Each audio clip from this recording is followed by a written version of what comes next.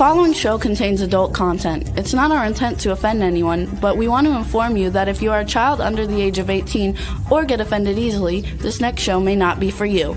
The content, opinions, and subject matter of these shows are solely the choice of your show hosts and their guests, and not those of the Entertainment Network or any affiliated stations.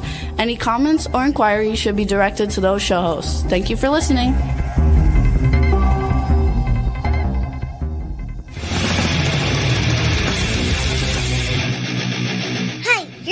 To the Adventure and Pipeman on W4CY Radio.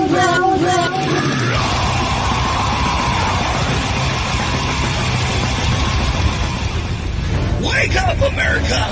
It's time for the Adventures of Pipeman on W4CY.com, West Palm Beach's #1 internet radio station. Here's your host, the Pipeman. Yo! It's Pipeman, the Wandering Jew. This is our new spinoff podcast because Pipeman is sick and tired of people hating on each other, sick and tired of people being divided. We need to collectively, as humans, create unity and love throughout the world. And I couldn't think of a better guest to bring on that promotes that, okay, he had a show on our station years ago, and we're going to talk a little bit, like very briefly about that, because I have some funny things to talk about there.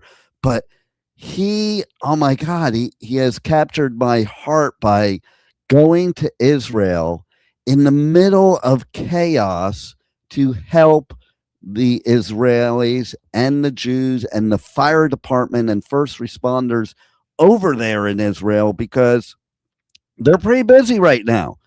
So there's got to be some hero that goes and helps them fight fires and just help in any way he can. And that is Aston Bright. So let's bring him on to the show. Hello, D. What's going on, brother? How are you? Oh, what's happening? Listen, we've known each other a long time. Yes, we have. It started. By the way, I have a trivia question for you right now. Okay. Did you recognize a voice before you came on the show? No, I didn't recognize it. Was it me? No, it wasn't you. But the first part of it was you wouldn't recognize because it was my grandkids doing the intro. Okay. And then there was my daughter doing the disclaimer, and she worked at the station when you had the show here. Okay. But then the last part of the intro was Chad. Chad. Oh man. Okay. And I've been wanting to change the intro, but I just can't. You just couldn't bring yourself to do it. Get rid of Chad off the intro. Yeah, I get that. I mean, he was around before even the station was around. I don't know if you know, but when I decided to start this network, we were really close friends, Chad and I used to go support his gigs all the time.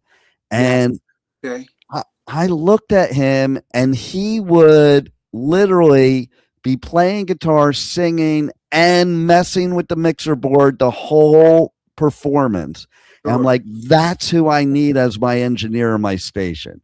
For real. That's how it happened. Yeah, and he was great. And then I vividly remember sitting at the studio table with you one day, and you were going to invite me. Okay, so for everybody that's listening, watching, doesn't know, when I met you, you were the personal assistant to Dennis Rodman. Yes. And you still work with them, but you have gone way in a lot of different better directions, not better, but more directions, and just growing as a person in all the time I've known you. And it's funny back then, because I remember you were really smart, very, very into you're very educated and informed on all things politics, but not like today, like really educated and somebody you could have a conversation with, and no matter what the viewpoint was, it was a good conversation. Yeah, absolutely. I try to always stay up on the different issues and try to do whatever I can to stay involved and to help. And yeah, back then I was doing some work with Dennis. Eventually went on to be one of his managers for many years. And but yeah, I've since returned to the business community, and that's where I'm at now.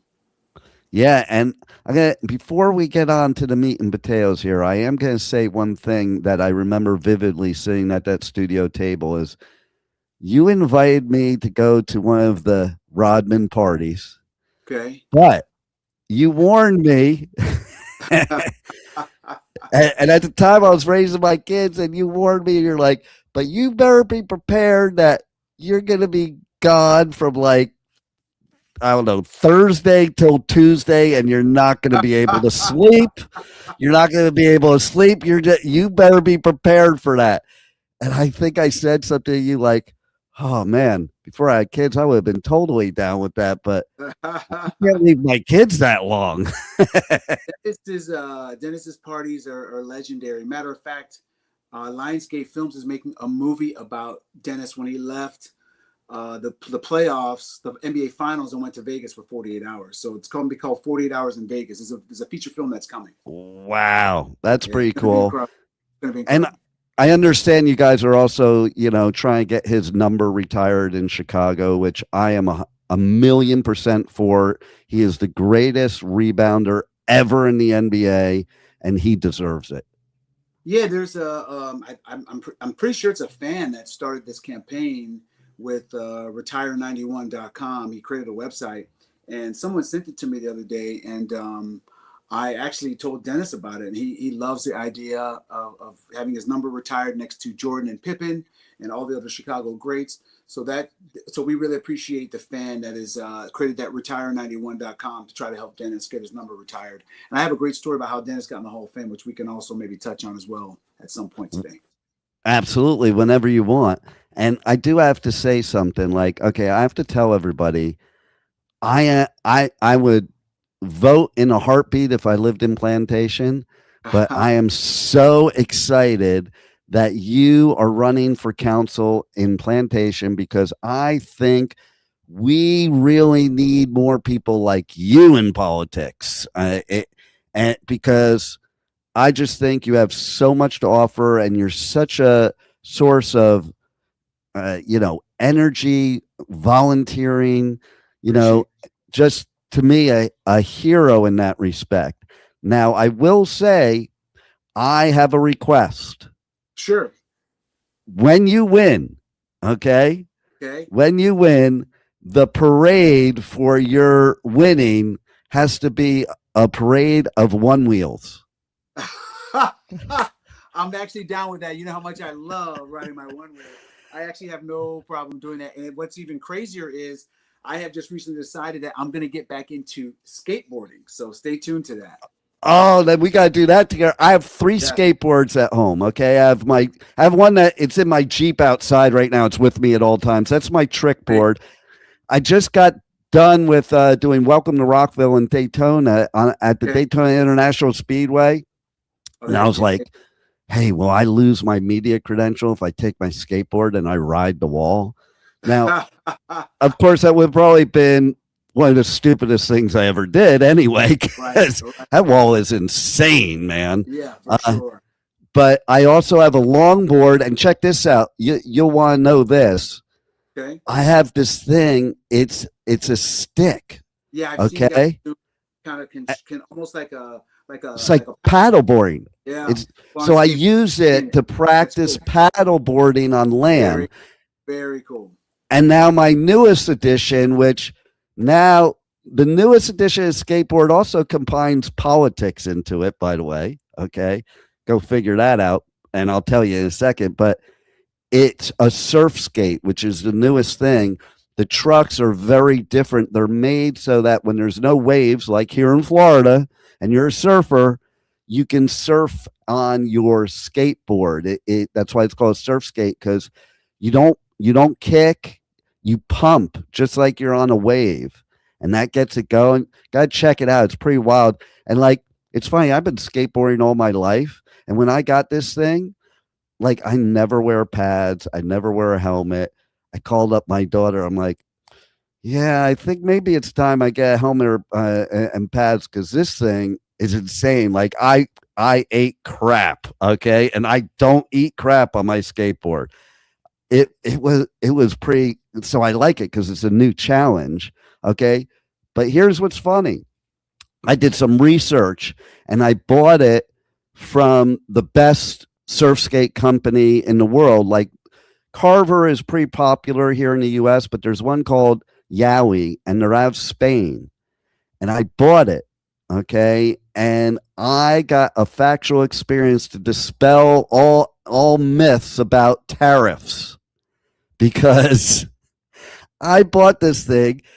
It took so long to get to me, like really long. I got it, and after I got it, I was getting like a collection agency calls and text messages. I thought they were scams from FedEx saying I owe them money, and and that I have to pay the tariff, and I owe them money. I'm like, or I'm not getting the board. That's why I thought it was a scam. I'm like, I already have it. I ignored it. I got a collection letter in my mail. And I literally I literally called them up. I'm like, what are you talking about? Well, you agreed to a tariff. I'm like, no, otherwise I would have paid it already. It wasn't in my contract about. So they were trying to stick me with the tariff.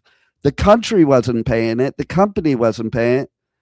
I didn't pay it either. Pipeman don't pay no tariff for buying something. You're muted a little there, Aston. Hello? Oh, there, you're back. All right, here we go. See, I saw your mouth moving, but I'm like, well, maybe he's muted on purpose. But now that you started talking, It might just be some sort of noise canceling situation. yes, it was probably Zoom. Zoom takes over your thingy, and so it doesn't play well with others. And we're not on Zoom. So, what do you think about that? Okay, from a political standpoint, what is your opinion on tariffs? And what do you think about the fact that me as American is paying the tariff, not the country? So one of the things I would say is that our economic policy, I think, it is what it is. And some of the changes that have recently been made, obviously the courts have sussed out and have sorted out a lot of those things. And my understanding is that anyone who has been paying tariffs is going to be getting a refund. So it sounds like most of those tariffs have been struck down. It didn't follow the proper procedure for that. But, I will tell you that one of the things that I think is really important is just really taking care of our people, more than anything. And so one of the things that's really important to me and just being in service to others is that I always think that if we put our people first, no matter what you're talking about, whether the federal government, the state government, the local government, we put our people first, I think that we'll always be ahead and we'll always be better off. So that's really just the position I take. And we're not going to love that. We're not going to always agree on everything, but I think that we can always agree that the people need to always come first. No doubt.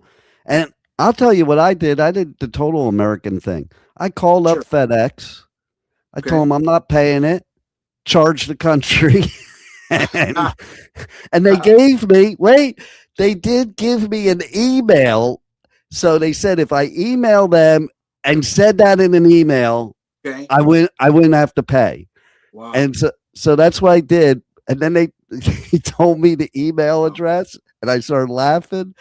The email address was djt@fedex.com. Oh, God. That's crazy. Right? That's oh, crazy. My God. It's just so funny. But so the bottom line is I love what you're about because it is always about the people. And I think, you know what? We need to really stop just focusing on all the stuff that really is not that important and focus on being the United States of America.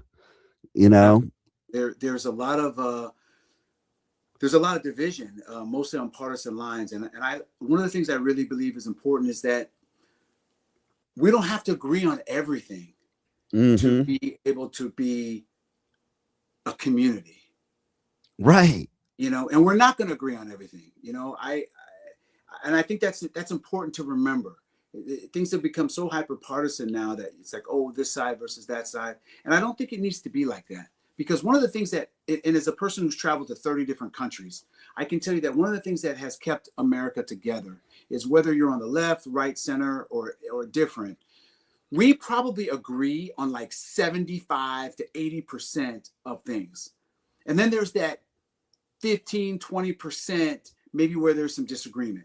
But the thing that makes us different than a lot of other countries, especially like, say, in certain parts of the Middle East and in Africa, or even in Latin America, is those countries agree on maybe like 2 or 3%, and they have 97% differences, which is why they have revolutions every 15, 20 years, why they have unstable governments and coups and all these problems. And so I always try to remind people that if you think that we have division here, you should see how a lot of other countries are trying to deal with a lot of these issues.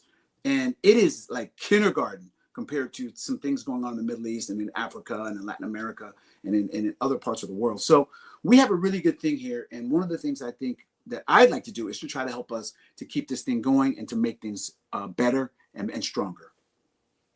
I love it, because that is what makes us stronger. And yes, we're going to have differences. And the perfect example of that is my brother. I have a brother that if people don't agree with him, they're uninformed and uneducated. And when he said that the first time to me, I was like, or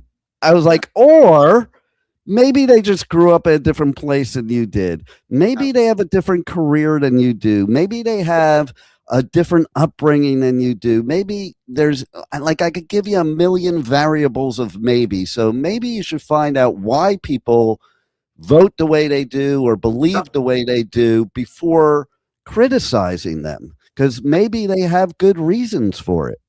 Yeah, you have to, people kind of come as they are, and like you said, it's a lot to do with their background, their experiences, their education level. Everyone comes to the table bringing something of value, and it's not going to always be the same as you, and we're all going to be a little bit different, but that's what makes this country so great, is that we are all different. We bring a little something special and something different. We're a nation of immigrants. So yeah, I think it's important to remember that. And one of the biggest, I think, mistakes people make is that they take someone's ignorance and they use it as an insult. And ignorance actually is not an insult. It actually just means a lack of knowledge. It doesn't mean that they're wrong. They just a lot of people just don't know what they should know about something. And that's why they feel how they feel, believe what they believe. So I am a person who always will talk. I'll talk to anybody. I'll talk to anyone. I'm interested to learn from anyone. And whether we agree or disagree, I think that I might be able to teach you something. You may be able to teach me something. And I think that's how we can work together and how we can build something, very, very special. And I think that's very important. And you know what? I'll tell you, it is so true, because I think the only way to really learn is from people with different points of view than you, because the people with the same you already know that. Yeah, and I caution people to stay out of echo chambers. If you're in a group of friends or some sort of Facebook group or some sort of Reddit forum, and you're only going to places where everyone violently agrees with you, then you're doing yourself a great disservice. You need to watch MSNBC or whatever they're calling themselves now. You need to watch Fox News. You need to watch CNN. You need to watch News Nation. You need to read and watch a wide range of networks, so then you can decide where you want to land and what you want to believe and what you think is accurate. Because no one on the far left is always right, no one on the far right is always right. It's usually something in the middle. And so if you have good variety of information sources, you're probably going to be getting better information than if you were only watching sources from the left or only watching sources from the right. Then that level of bias, and bias isn't necessarily wrong, but you need to have some variety so you can now sort through all the information, and you can have a good, well-rounded view of what's really going on, as opposed to just in your area where you think everyone's going to agree with you. And that's not how you grow. You've got to have people challenge your ideas and challenge your beliefs, because if not, then you're never going to change. And we have to No change. doubt. Look at our country. Our country Yeah. has changed. We have changed. I mean, over the 250 years, we're about to celebrate the 250th birthday of America. That blows my mind. It's incredible. And this country has changed tremendously. And that would have never happened had we all just stuck in our silos and stuck to what it is that we believe. It never would have happened. So I think that that's important to talk to the other side, to have voices that you're listening to from all angles, so you can learn from that. No doubt. And like, had that happened 250 years, it was just yesterday I was celebrating the bicentennial, 5th grade in school. Amazing. Like, It's amazing. No, it's incredible. It's right? Incredible. Absolutely incredible. 250 years is just, it's amazing. Listen, this is an experiment. It's the first time. This is the first time in history where you had a country where the leaders, the first leader, George Washington, stepped down on his own voluntarily. It had never Wow. Yeah. where someone was in charge of a country and voluntarily stepped down. There wasn't a war fought, or he wasn't assassinated or killed to change power. It didn't go to his family. He voluntarily stepped down. It was the first time in human history that that's ever happened. And it's just an amazing thing if you really know and understand history, and like the Roman Empire and all these different empires that have been around. The power has always changed through violence. And this was the first time that never happened. So I think that's very special. I bet you most people don't even know that. I'm glad you brought that up, for sure. Yeah, most people don't realize that. And I have to tell you, like, I consider you a hero for some of the things you do. And most of all, as the Wandering Jew, first of all, I want to say that I think everybody needs to travel, because we live in this bubble sometimes. And Absolutely. I have changed dramatically since I started traveling compared to when I never left the U.S. Sure. And I know people that never even left their street their whole life, and Absolutely. they're clueless of what happened. I don't know if you remember, but one of the people who works with me, Rebel, she runs our Louisiana studio. First time she came to Florida to come to the Florida studio, she was flipping out because there was this big billboard by the airport for free STD testing. And like, she's like, what the hell is that? I'm like, well, would you rather be, and I'm a Yankee, so I had to bust her chops. Would you rather us be like you out there in the bayou and just spreading crap all over the place? That's funny. But I also have to say, as Pipeman, the Wandering Jew, my hat is off to you, because you're captain of the volunteer fire department here in South Florida, in Plantation, but you have gone on several trips to Israel. Yes. And like, not because you had to, because you chose to, and excited about it during these times where even Jews are like afraid to go to Israel. So I want to know how that started and why you do it. One of the most amazing things about the trips I've made to Israel was really highlighted to me by a friend of mine. He's one of the directors of the Israel Fire and Rescue Authority. And he said something to the American delegation that was just there. I just got back from Israel, by the way, about 30 days ago. And one of the things he said is that the United States is the only country that sends firefighters or sends help to Israel when rockets are firing, when they're under attack, when there's a war. And he said that, and it just really stunned me. And this most recent trip was my 6th trip to Israel to fight fire. And I never really thought about it that way, but it just really stunned me when he said that, because it really is quite remarkable when you think about it, that there is a country under attack and at war, and the United States is sending firefighters over there to help this country. When we don't, like you said, That's amazing. We don't have to go. And the organization that has made all this possible was started in 2008 by a gentleman named Adi Zahavi. It's called the Emergency Volunteers Project. And after the Second Lebanese War, he was a first responder, and he just said, you know what, when there's trouble here in Israel, our resources are consumed very quickly, and maybe we can have some friends from the United States come and help. And that's how we started this organization. And over the last many years, he has also included bringing over physicians and healthcare workers like PTs and EMTs and physical therapists, and also civilians to help with feeding trucks. And so it's just an incredible effort of Americans who have decided, you know what, when our friend and our best ally in the Middle East, Israel's in trouble, we're going to go over there to help them. And it's just really quite extraordinary. One of the most amazing things after the October 7th attacks happened was the EVP website in the US was crashed by over 700 American firefighters who were trying to sign up to go to help.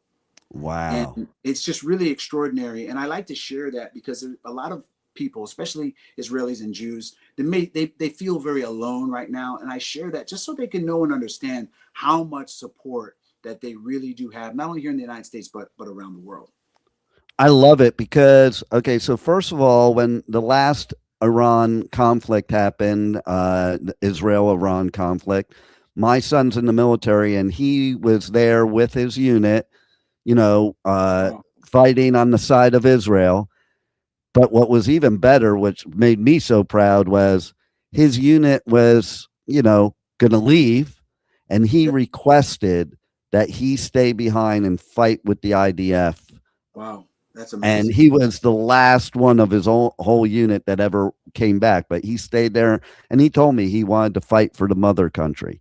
And then my youngest daughter, she did Birthright in Israel the summer before October 7th. Wow. So for those listening that don't know what Birthright is, when you're born a Jew, they have this thing called Birthright that at any time by the time you're 30, they even expanded it to 30 recently, you get a free trip to Israel. And then they show you everything, and you're on a kibbutz, and you get to learn the culture, your history, your heritage, because so many people think, oh, Israel's only been around since 1948. Completely no, not even close. Add some thousands of years to that. Okay. So the bottom line is she came back, and it was a very eye-opening experience when she came back because she was going to school up in the Panhandle where the violent protests were happening. And she had friends that she met in Israel that were taken hostage, or new people or family that were taken hostage. Her kibbutz was bombed, the one she was at, so many stories. And she has to come back to the United States to be afraid to go to school because of the fact of people thinking Israel's the one trying to commit genocide. And it's outrageous. So here's the thing. This right. is something that you don't only see in the Israel situation, but there's a lot of times a very, very loud vocal minority that makes it seem like that's how everyone feels. And that's just absolutely not true. The United States has always supported Israel since 1948, when Ben Gurion announced that the gates of Israel were open in May of 1948. Harry Truman, 12 minutes later, Harry Truman got on the radio and showed support that the United States was going to support Israel. And his Secretary of State and his Secretary of Defense told him not to do it. And he did it anyway. And since that day, the United States has always supported Israel. And we always will. So the loud vocal minority and the kids in the tents on the campuses, they don't represent they don't represent America. A lot of them you ask and they don't even know where Israel or Palestine is. They don't even know where Israel is. They don't know anything about it. They think it's like cosplay for them. They're putting on their keffiyehs and they're walking around I like they're doing something. And that's not how America feels. It's just not. But Yeah. again, this isn't the only area where you find that. A very loud, vocal minority can sometimes, because of the algorithm of social media, because of the way that media works, they want clicks, they want eyeballs, can make it seem like that's how people feel, but that's not how the majority of America feels. Because I will tell you this much. People ask me all the time about how I feel about what's going on in the Middle East. I say, listen, first of all, the most important thing you need to understand is just because I go to Israel and I support Israel with the humanitarian work that I do there, just because I'm pro-Israel doesn't mean I'm anti-Palestinian. Yeah. That's the most important thing. I think that's what people don't get too. It doesn't have to be one way or the other all the time with everything. They don't. And also, I also remind them that Israel is a nation of 10 million people, but there are Muslims, Christians, and Jews who are Israeli citizens. So when I say Israel, I'm talking about everyone in Israel. There are over 2 million Arab Muslims considered to be Arab Israelis is what they're referred to as. But they're citizens of Israel with equal rights, and they have an Israeli passport, and they can vote. They can have any job that they want. And by the way, in the Middle East, these Arab Muslims are the freest in the entire region. So Arab Israelis are the freest Arab Muslims in the Middle East. There's nowhere else in the Middle East where you're going to find Arab Muslims who have more freedom than in Israel, especially for the women. Yeah. For the women. So we have much more in common with Israel than we do with anyone else. Not that we can't partner with and ally ourselves with other Arab states, Gulf states. We can support many other people, and that's fine. But we are most closely allied with Israel. Number one, they have elections. They have elections. They have the rule of law. They have courts. They have a court system. They have, if you commit crimes, you can be tried and go to prison. In many other parts of the Arab world, that's just not the case. There are no elections. There haven't been elections in Gaza in 20 years. There haven't been elections in Gaza or the West Bank in 20 years. So, and I'm not here to castigate whatever they're doing. I'm here to talk about the humanitarian work that we do, our strength and friendship that we have with Israel, which includes the Muslims, Christians, and Jews who live there. That's everybody. Not to mention the IDF.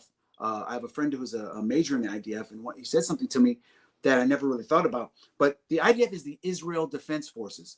That's not the Jewish Defense Forces. It's the Israel Defense Forces. That means everyone in Israel, everyone, Muslims, Christians, Jews, it doesn't matter. And by the way, there are Arab Israelis who serve in the IDF. So it's a very unique country.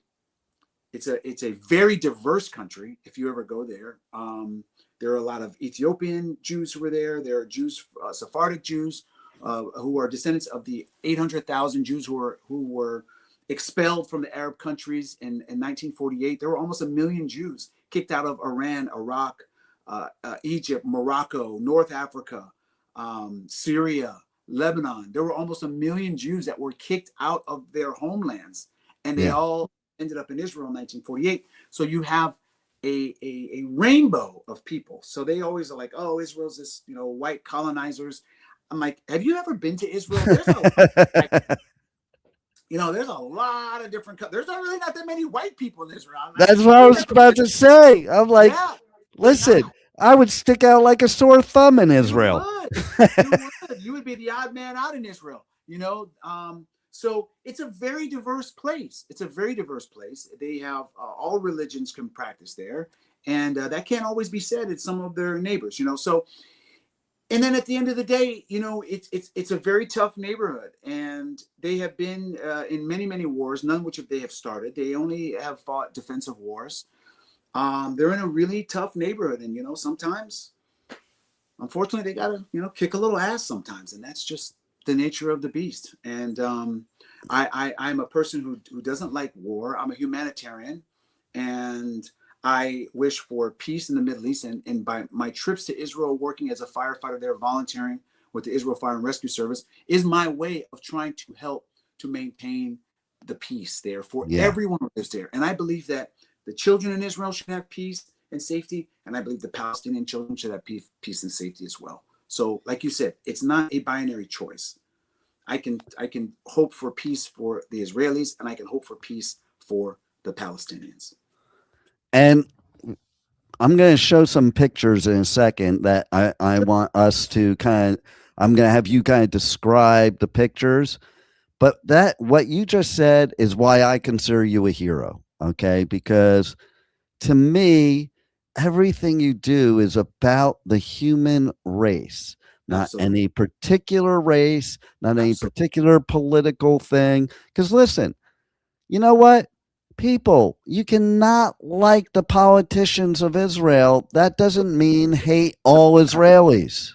It doesn't matter. Yeah, I don't have to agree with the leaders of Israel to support Israel. It's just like I don't have to agree with the leaders of the United States to support the United States. It's no different. I'm not going to always agree with everything our government does. Doesn't mean that I hate America. You know, that's crazy. So Yeah. this binary choice that people think that they have is just not. It's not good for the country. It raises the political temperature very high. We need to lower the temperature down. We need to make sure that we know and understand these are our friends and neighbors. You know, we have members of our family that may not always agree on politics, and that's okay. You know, that's why there's that rule, you know, no politics at the Thanksgiving table, you know, just Right. stop. What happened to that when I was a kid? You didn't discuss politics. No, You didn't discuss no, religion, and ergo, you didn't get into fights with people. And no. then, like, you didn't even tell people who you vote for. I remember being told as a kid, don't tell people who you vote for. It's your personal choice. And nowadays people come up to, who did you vote for? And I'll say, it's none of your freaking business. Doesn't matter. No, it Speaking of voting, before we go to the pictures, I have to express a story with you because, you know, I don't know if you know this, but I have for several presidential campaigns right now. Pipeman has ran for president. Okay. Right. Yeah. All right.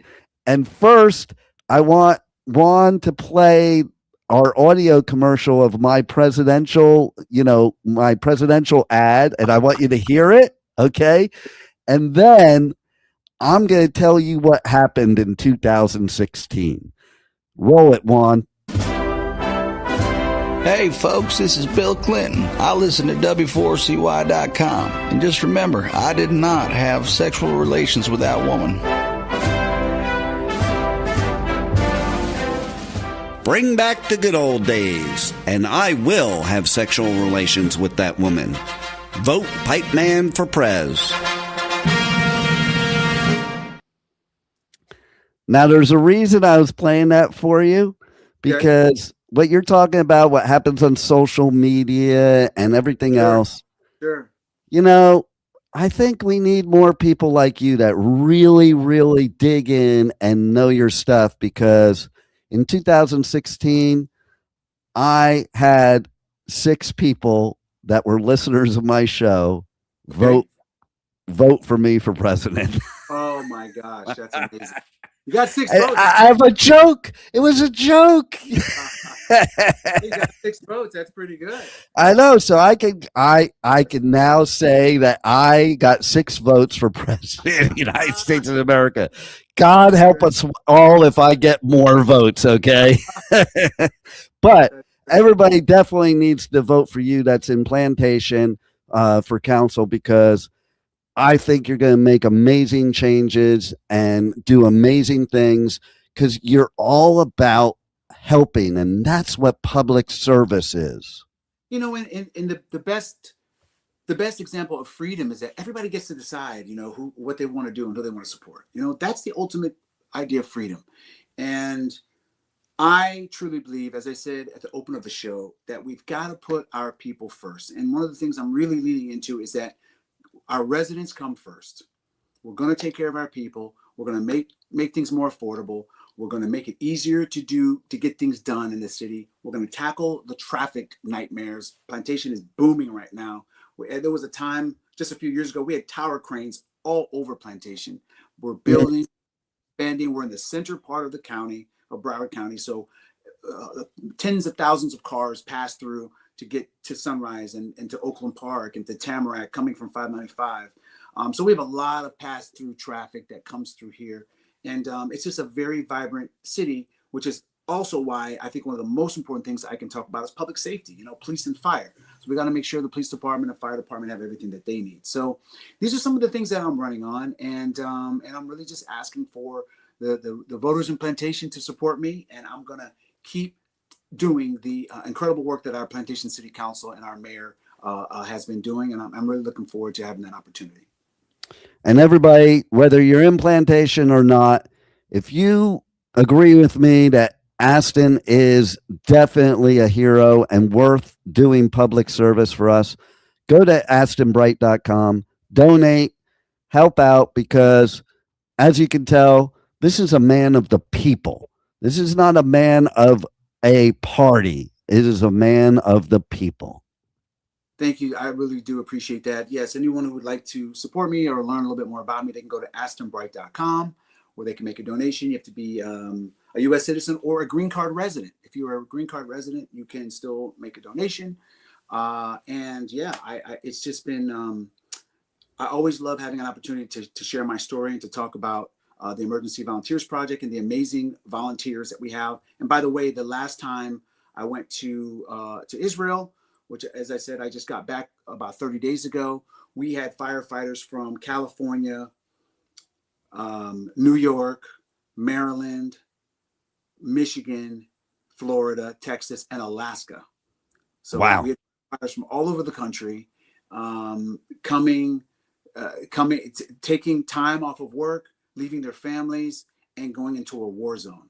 And I think it takes just a really special individual who really believes in helping people. It's the only reason why we do this. I'm a firefighter because I believe in helping others. I've dedicated my life, and becoming a firefighter in 2014 has given me the opportunity to do that. And it's something that is very important to me. And I just really do love being in service to others. And then, of course, I have my business background working for Fortune 500 companies and working in the business and professional world now. It just really gives me an opportunity to take those skills in order to help our city and to help the residents of Plantation, which is what I intend to do. So I'm very excited to be here and to share some time with you and catch up with an old friend and to share my story and see what we can do about getting me onto the city council. November 3rd is the election, by the way. Oh, we got to get you on there. You are so well-rounded. I'm a total Libra. I love your viewpoints because I see viewpoints on all sides as a Libra. And like you said in the beginning, I don't like the extremes. Put me somewhere in the middle, and I don't have to stick to my guns. It's like Absolutely. I got to do what's right, not what's right or left. Absolutely. Kitchen table issues. We got to focus on the kitchen table issues. As James Carville very famously said, it's the economy, stupid. We got to focus on those issues. A lot of times we can get distracted with a lot of these other issues that are out there. But at the end of the day, we've got to focus on finding ways. So people, like, imagine today a young person who just graduated high school. Maybe they went to the military, or they started working at a trade, or they went away to college. They finished now their training. They finished the military. They finished their trade school. How are they going to buy a house? Yeah. How are they going to buy a house today? The prices are just completely through the roof. The rents are going through the roof. Rents are too high. So it's really difficult for the young people to get started. And then you have folks on the other side of the spectrum, the seniors. A lot of them are no longer working. They're on fixed incomes. So we got to find a way to give some relief and make things more affordable. And I just think that's very, very important. And being focused on a lot of these other issues is not going to help to resolve a lot of those problems. So that's really where I'm focusing a lot of my time on things that are going to help people live better lives. And that's really what I'm focused on. I love it. I love it. And now going back to Israel, I'll have Juan pull up some pictures of you in action in Israel. And as each one comes up, I kind of want you to describe the picture to the audience. So tell us about this one. Yeah, so this one was on Yom HaShoah. We were headed to a Holocaust remembrance event. And so I had on my Class A dress uniform. I'm there in the fire station. What most people don't realize is when the EVP deploys us to Israel, we live in the fire stations with the firefighters. So we live there. We're not at a hotel and we just kind of go on calls every now and again. No, we're living in the fire stations. Wherever they go, we go. When the call comes out, we go out with them. and we're fighting fires from rocket attacks or just even things that don't have anything to do with the war. Because even though there's a war going on, there's still car accidents and someone leaves a pot on the stove. So those calls are still coming in. And so we do the exact same thing anybody else is doing. And so, yeah, this was a picture on the day of Yom HaShoah. We're getting ready to go to December. That was actually my first time in Israel on Holocaust Remembrance Day, where they played the siren and then all the cars stop. People get out of their cars and stand at attention for 2 minutes. I mean, it really was just an incredible display of respect, unlike anything I have ever seen, where the whole country comes to a standstill for 2 whole minutes. It's incredible. Wow. All right. So let's, what else we got here? This was one scene of an apartment fire. We had just finished fighting a fire in an apartment. There was some sort of electrical issue. And so it was me and a couple of firefighters kind of talking afterwards. Next one. Okay, so we were doing some training at one of the training grounds there. That's just me putting on my my air pack and getting my mask situated. So another great question I always get is it different fighting a fire in Israel versus in the United States? And it's not different. A fire is a fire. And it doesn't matter if it's here or it's in Israel. Now, the fires there are a little bit different because all their buildings are made out of stone. So whereas opposed to the United States, where our buildings sometimes are made out of wood and made out of other materials that can also burn. So their fires, for the most part, unless it's like a shed or something, are the room and contents fire. So the building itself is not on fire. It's just whatever is in the room. So those fires are actually much more dangerous because it can get a lot hotter in a concrete or a stone structure versus, say, a wooden structure, because at some point the fire will ventilate and it'll start to expel a lot of the heat and gases, which does not happen in the Israel buildings unless a window is vented or something like that. But even then, it's like a brick oven because it's stone. You know, the rooms are stone. So This was a training event with one of the local firefighters kind of getting me rigged up with their gear. And then this was me getting dressed. I think I was getting ready to go on a call, I think. Just putting my gear on, getting ready to go on a call. And I bring my own gear. This is my gear I wear every day. So I brought it with me to the U.S. And I like to thank the airlines because this time I flew on El Al, but I've flown on United. I've flown on I've flown on Delta as well to Israel on my 6 trips. But the airlines will always allow us for our firefighter gear to fly for free, which we appreciate. Nice. So shout out to the airlines. I like the PFD there in Israel. Yeah. You're wearing the plantation proud in Israel. Oh, absolutely. Absolutely. Next one. All right. Okay, that's all of them. All right, cool. So everybody that's watching right now, I put a QR code up in the top left. Hit that QR code, and you can go not vote, but donate to Aston's campaign. And if you are in Plantation, please vote for Aston, because he, I think, is going to make such amazing, great things happen in Plantation. And it's just going to make it a better place for better humans. Thank you so much for that, Gene. I really appreciate that. And it's been great to catch up with you and spend some time and tell my story about what's going on. And I think right now with the rise of anti-Semitism, I think it's more important now than ever for us to speak out and speak up. Yeah. Because it's not right. And it's very detrimental to the Jewish community. And we have to stand together with our friends in the Jewish community and definitely stand up for them. I love it, because I love somebody like you saying that, who's not a part of the Jewish community, just more of a ally to the Jewish community. When I have people that are Jews that are being anti-Semitic, it kind of makes me shake my head. Like, come on. I have a saying, like, I'm not Jewish, even though I know I look Jewish. I mean, so we can all still be together. And I think that's important. I think it's really important for the outside community to help. And not for nothing, But the philanthropy that comes from the Jewish community, especially with the Black community, the Black community and Jewish community have always been great allies, and we still are. And I like to go out and talk and remind people of that. Again, the loud vocal minority might make it seem like that's not still the case, but I can assure you that it definitely is. Yes. Well, I hope you have great things coming on the horizon, and I know you will. Are there any final words you want to leave the listeners with? The most important thing I can share with you and your listeners about the very important humanitarian work that I'm doing in Israel is that I want everyone in the Jewish community and Israel to know that we're with you, and an attack against Israel is an attack against the United States. We're always going to stand together with you. Well, thank you for that. Thank you for your support and being a hero, because I'll tell you what, my hat's off to you. I don't know if I'd want to fight fires. So, Not for the faint of heart. Not for the faint of heart.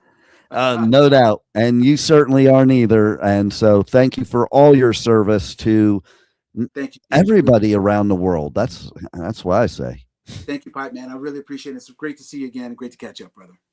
Great. Thanks for being on the Adventures of Pipeman, the Wandering Jew. Take care.